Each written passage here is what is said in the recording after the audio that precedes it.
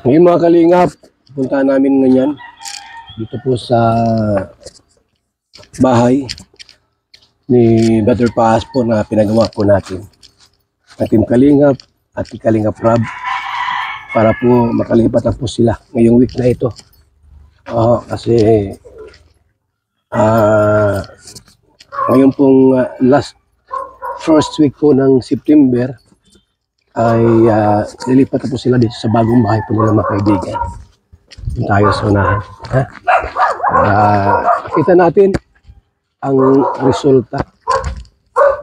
Shout out po sa mga nagmamahal at mga tutulong po kay Brother Paas sa kanyang pagpapagamot. Ayan, mga nagbigay po ng tulong, mga kalingap. I-announce ko po dito sa ating live, sa mga live natin, yung mga nagpaabot po ng tulong kay Brother Paas at yung ating pong expenses kay Brother Paas po para ma-update po namin kayo. Ito na yung update natin. May karpintero dyan? Marami? Okay. So ito na po yung bahay ni Brother Paas po, ginagawa na po. Ayan, okay. Sa loob tayo. Para makita po natin. Okay, mayroon ng may simento na ita-tiles ito ay daming simento mga kaibigan. Daming simento. Ayan daming simento. Padala po ni Kalingap Rob. Sa loob po, ang laki ng kwarto ito. Ano na po ito? Dalawang division po ito. May division sa gitna para sa anak ng babae at sa anak ng lalaki. Tayo, mga kalingap. Ayan. So, okay na may may flooring na. At yung CR po nila, saka shower room. Okay, malaki-laki na. May bubong na po. Ayan, may bubong na. Sadyang napakalaki po ang bahay po nila. Kaya yung dalawa lang kuya dito ang naggawa? Yung dalawa lang? Ano po kami? 5. 5? Masing iba wala pa? Yung mga tiles, wala pa yung tiles? Wala po. Hindi pa dumating? Ka-tiles yung mga kaibigan. Tapos pag ito po ay nagawa na ito, pasukatan po natin to ng para sa sliding window.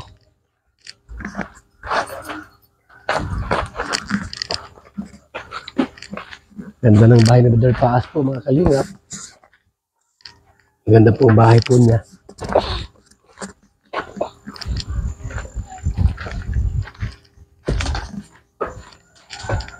Malaki yung kanyang sala po, malaki. Ganda. Maliwalas pati dito, hindi mainit. Kahit po mainit ang panahon, marami mga puno. Kaya dito po ay presko rito ay. Super presko. Nagkasakit nga lang po sa Brother Paas.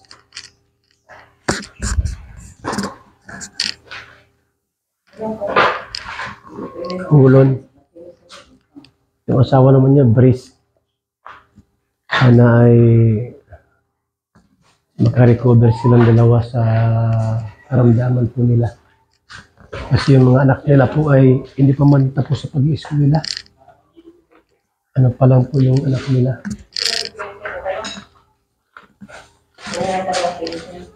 High school pa lang.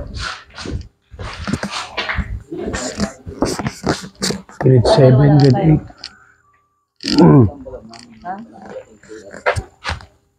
Tatlo po kami dyan. Ang gumagawa? Dito yung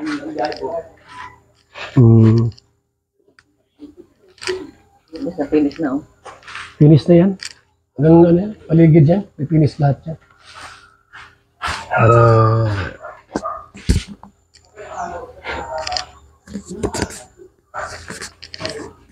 So, ayan, nagwe-welding sila dito. Ginagawa rito po sa loob.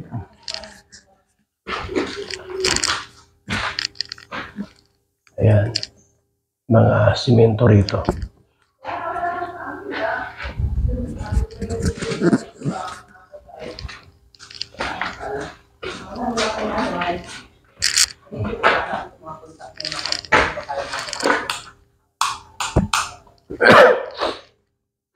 May kuryente na rito eh.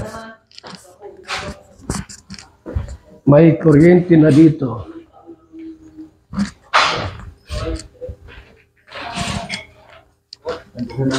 Sige. So ito na po mga kalingap yung update natin sa bahay ni Brother Pa. Dala ko na po nakasama yung subscribe.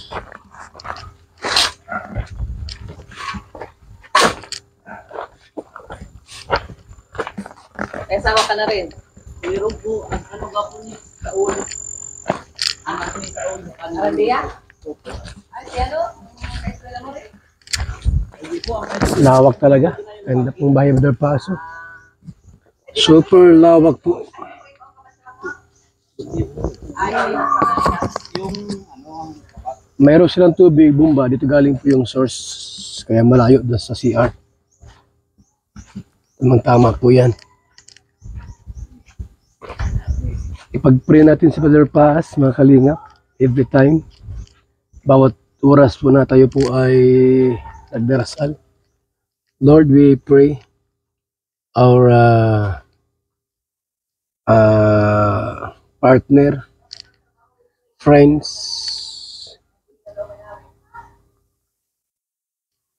Brother Paas, sa kanyang sakit at karamdaman. Colon cancer. Nanawa po ay makarecover po sila. Asawa po may sakit din po kasi, breast. Sapagkat mga bata pa po yung mga anak nila. Kailangan pa sila ng mga anak. We pray, Lord, that your divine intervention ay gumaling po sila sa kanyang karamdaman at makarecover po sila sa sakit. Thank you, Lord. In Jesus' name. Amen. Yan po mga kalingap. So ngayon po ay ginagawa. Grabing ulan kagabi po, sobra.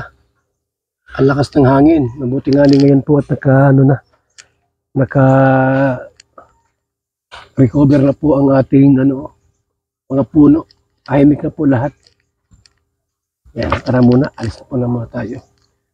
Salamat po sa ating lahat at mga kalingap. Doon yung kay Doc Danny, malaki daw po ang naramdamang improvement ni Brother Paz kay Doc Danny.